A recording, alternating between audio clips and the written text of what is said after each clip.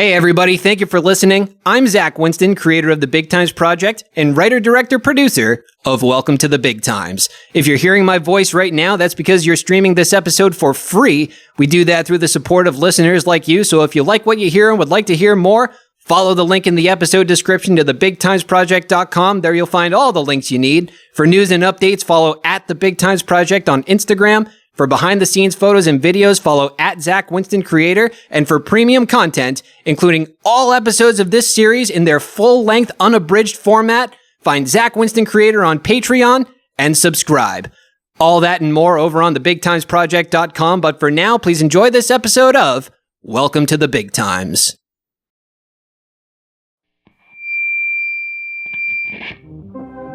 Welcome to the Big Times, brought to you by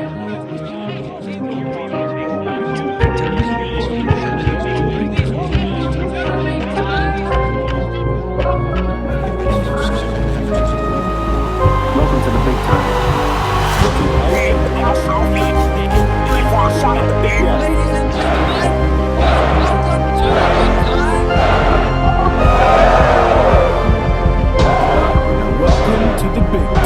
It's gonna be a big one.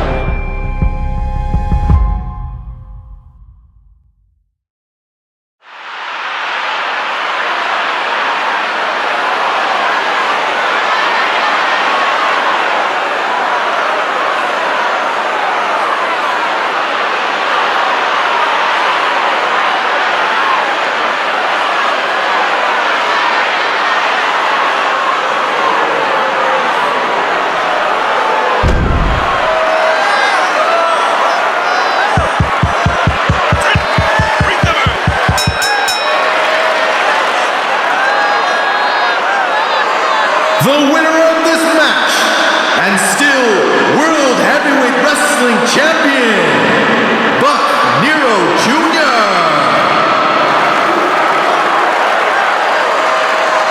Buck Nero Jr., at almost 2.5 years as of this date in August 1975, your World Heavyweight Wrestling Championship title reign has been nothing short of monumental, nearing the duration of your own fathers, who 2 weeks ago was lucky enough to watch your epic victory at the 90th anniversary of the Big Times before your hometown crowd of Philadelphia, broadcast for thousands across the Northeast on HBO. I understand there was an incident in the locker room that afternoon following the match. He suffered a very serious stroke, and I would like to offer my prayers and my thoughts to you and your family, as well as to the king, of course, at this time. I don't usually like to talk like this. My father always taught me to do my talking in the ring. He's, in the hospital. He's not doing so good, you know? And, he could use all the help he can get. I don't know what else to say. Thank you, Buck Nero Jr., and from all of us here at Madison Square Garden, as well as everyone watching at home on HBO this afternoon, thank you, Buck Nero Sr. Get well soon. Ladies and gentlemen, still your champion, Buck Nero Jr.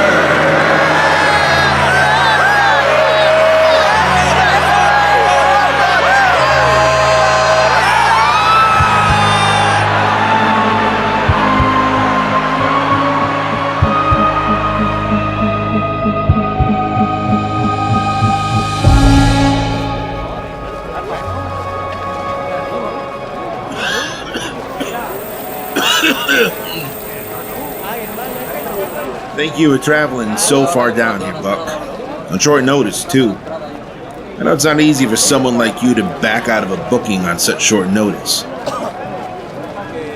It's the last card before the 92nd anniversary, #1 contenders being decided. The timing was convenient. Here I was thinking you were interested in hearing my offer. They're not paying me enough not to. That's the spirit.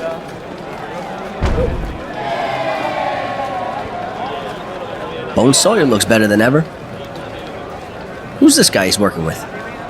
Take a closer look. Well, son of a bitch. That's Ted Titan. I almost didn't recognize him without his mustache. I think you'll notice many of your old friends have changed quite a bit since they came to join me down here in Puerto Rico. These marks have a way of making sure they get their money's worth in a way us Northeasterners could never comprehend until you see it for yourself. My brother used to say how hot these crowds were. Well, just wait until the undercard. Right after this match, local boys shooting for cash prizes. They're shooters. They're learning. And you know the old saying, you don't work. You don't work, you don't eat. Don't I know it? You look good. Well, it's very kind of you, even if you're working. You look a hell of a lot better than my old man, that's for sure. Finally, the one thing he ever had over me was his looks. How is he now? For nothing since the incident at the anniversary card. What, last year, maybe? 2 years ago. Happened right after we walked back through the curtain. Thank God Judge Curtis knew what to do, otherwise the old man might have been a goner. They put him in the hospital my wife works at. She keeps an eye out. You still got time. Might like to see you. You and I both know that isn't true. You hear anything about the Big South card in Tampa next weekend? You wouldn't believe it. Zeb and Rod Taylor invited me. I thought we had heat after the stunt the Bookers pulled in Houston last year. You buried their father's favorite son in their own territory. As Zeb Taylor begins to take over the Big South Empire, why wouldn't he want you? I'd have to work here. That won't be any problem. 1,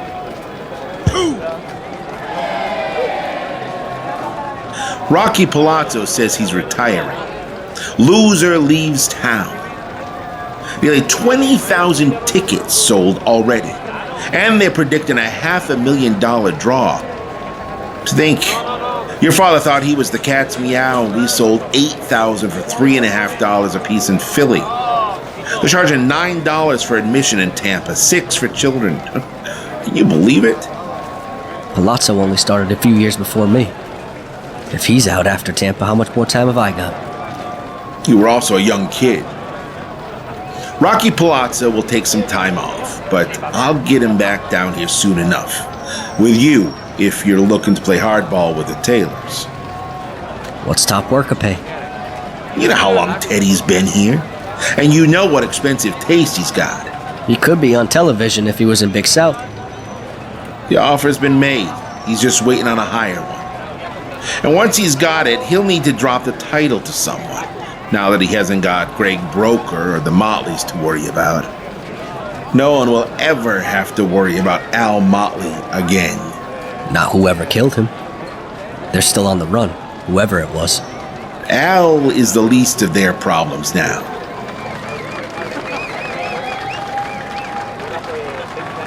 How do you make so much off these cards? I don't think there's even 500 people here, and you're making offers like before the Big Times lost the HBO deal last year. I know you've lived a life of relative comfort until recently, Buck, but you'll soon learn. Pride is worth so much more when it's all you got left. What's that supposed to mean? You'll learn soon enough. Have the Bookers told you who you're working with at the anniversary card? Maybe no one. If you or the Taylors can make it worth my while. True champion always goes out on his back. Not always. Not since Teddy brought the title back from the ASWA. The top title should be in the top territory, and I'm still waiting on Zeb Taylor's offer. You wouldn't dare. 1, 2, 3. El ganador de este concurso y a un campeón, Ted Titan. It'll either be Playboy Chaz DeMille or Jesse Tiberius Max. Midwest workers, stiff as corpses, green as ghost shit. That was the best match I've seen either of those guys work in years. Bone Sawyer or Ted Titan. They call me Frankenstein Morgan for a reason, you know. Maybe I can bring out the monster in you. What do you mean? I could really use a booker down here. I have some interested parties with offers on the table, and if I choose to accept, I could pay you to book for us. Let's see how things go next weekend. Could help to have an offer to leverage against the Taylors. Would you give me top worker pay? If you don't get a higher offer in the meantime, I'm sure. Yes. But you do know what a booker does, don't you, son? Sure. He controls the last 3 seconds of the match. And if you're the booker, you can always book yourself. No one likes a booker who books himself. I booked myself in the big times for over 3 years. And nobody liked you. That's right. And I cried all the way to the bank. In this business, Buck, you can make friends or you can make money. Not both. What's that they're throwing at him? Rocks. And they paid good money for them. You didn't see the vendors outside? They're cheering him. They're getting him angry. And it's working. Kid's scar makes me think of Buster. Buster? The wrestling bear. Remember? He had a scar over his eye just like that. Things don't work with Bills or Palazzo. Buster could get you a big draw. I'm sure Buster is long dead.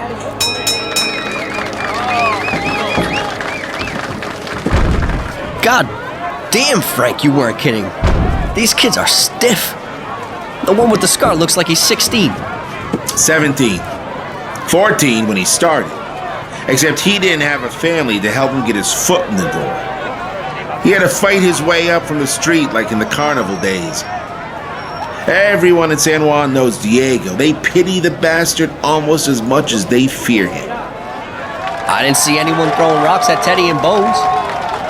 Last month, Bones was walking to the ring and had a canteen of what he believed to be urine thrown in his face. He seemed oddly amused. He had by piss the affair. thrown in his face. You'll get used to it once you see the money you make. If this is what I've got to look forward to, you gotta give me more money than the Taylors. Especially if you expect me to drop the title to some Midwest jobber after 4.5 years. We'll talk more on the way back from Tampa next weekend. I'll pay for a hotel if you help me around. For now, let's just enjoy the match.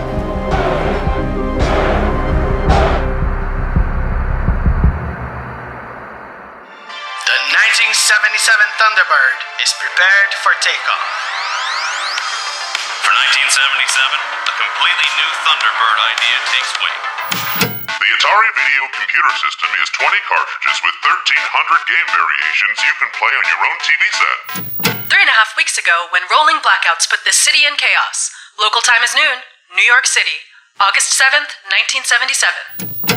Hello, everyone, and welcome to The Big Times, brought to you by your local cable affiliates and their sponsors. I'm Hutch Hutchinson, and standing alongside my broadcast colleague, Slippery Vic Donner, coming into your homes from the beautiful Salmon Creek Country Club here this afternoon. That's right, Hutch. We've got 3 great matches, a full hour of wrestling, and this crowd is going bananas. We've got the glorious Goliaths, Uncle Sylvester and Louis Ironsides, going up against the Reign of Pain, Whip Hasselback and Knuckles Bianchi. The winner getting the chance to face the Mighty Quins, reigning Transcontinental Champion Dennis Quinn and younger brother Gunner, accompanied by big brother Tobias on the outside, at the 92nd anniversary of the Big Times next month for the Tag Team Championship titles. And let's not forget, Vic, to determine our main event for the world title against Buck Nero Jr., we've got Playboy Chaz DeMille, accompanied by Judy Green, going up against Jesse Tiberius Max, accompanied by Helena That Broadway. Jesse Tiberius makes my blood boil, Hutch. I hope the Playboy twists him into a darn pretzel in that ring Fair this and afternoon. impartial as always, Slippery Vic. Fair and impartial as always. I've just gotten word that our correspondent Walter Motley is backstage with one of our contenders in waiting, and he's got a few things to say before what's sure to be a Donnybrook for the ages. Walter, we go to you. Thank you, Hutch. Thank you, Vic. I'm Walter Motley here with Jesse Tiberius Max, who later will be facing Playboy Chaz DeMille. Jess, you've run the gamut. You've been up the mountain time and time again, and now, once more, you're just 2 steps shy of the summit. What's your strategy to make the outcome of this match different from all the others? Chaz DeMille, here we are, big boy. You and me for a shot at the big one. Buck Nero Jr., I hope you're watching wherever you are. What you see is what you get when I step into that ring to take the title from you. All that's standing in my way is one match with the Playboy. Dig? You want my strategy, Motley? Yeah, is that what you want? You want to know what's going to make this match so different from all the others? Well, I'll tell you, Motley, I've got my eyes on the prize. Playboy Chaz DeMille, Buck Nero Jr., you're in the way of what I want, and what I want is the World Heavyweight Wrestling Championship title. Dig that, Helen? That's right, Jesse.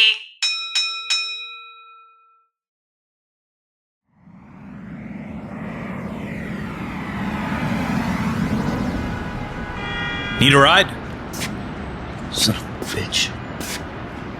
Looks like you got Philly, Puerto Rico, 2 Puerto Rico tags. And is that a Tampa tag? Short layover. I'm just getting a cab, Goldie. I'm tired. I could use a cup of coffee myself. Want to grab some breakfast? I'm not hungry. Just coffee then. I don't know what's going on at the anniversary, Goldie. You'll have to ask Broker or Hendricks or Gene Motley if you can find them. Oh, taxi! Hey! Hey, that's my taxi, asshole! Oh, get the fuck out of... Come on! How's Teddy doing Goldie, down there? Please! Give me a day. I gotta send this to print by noon if I want it out Friday. How'd you know I was gonna be here?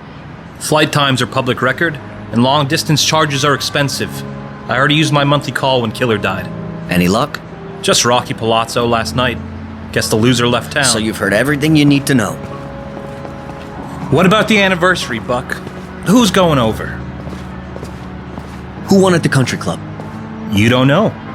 Doesn't matter. An Atlantic worker is an Atlantic worker, all the same. You'll love the new guy Hendricks booked from there. Longest running Atlantic champ in history. Just got back from injury. You asking for a raise in your pay? Palazzo got 20 grand from Tampa, imagine that. Who am I working with at the anniversary card? The Playboy. Last time you worked together was January, after the HBO deal fell through. Pretty good match, if I recall, in spite of everything. Who's going over?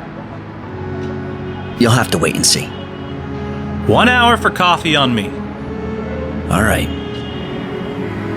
You win, Goldie. As long as it's on you.